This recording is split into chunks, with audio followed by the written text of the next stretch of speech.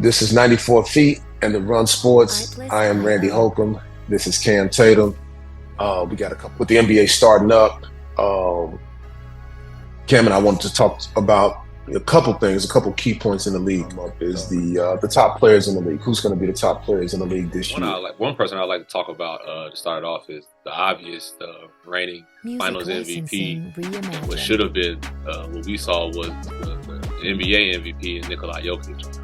I've seen all the other publications putting out all these players, and for me, I just kind of find it funny that the guy who basically ran through the NBA playoffs and the finals, and whatever he wanted to do fashion, is not the number one player entering the NBA. We used to consider that, back in the day, once a guy did it in his fashion, it was undoubtedly he was going to be the number one guy. He was the guy that we look forward to.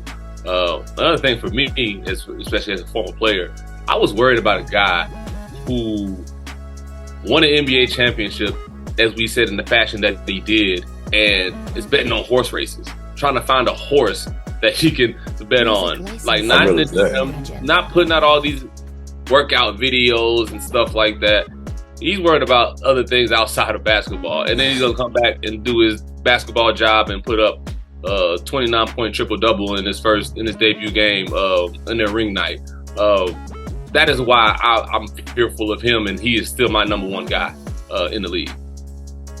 I would agree. I think there's a new way to think about that too, Cam. When we talk about like what a basketball player should or shouldn't be doing, it's very interesting to see that a player can not be involved with basketball in a real way over the summer when we feel like we're supposed to be doing all this stuff, getting better.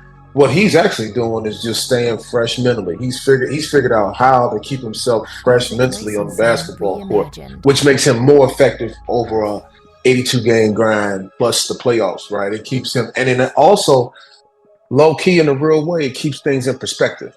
Basketball is not the singular most important thing in life, right? You know what I mean? Like we live life in a very unique way, but basketball is a thing that he does for fun.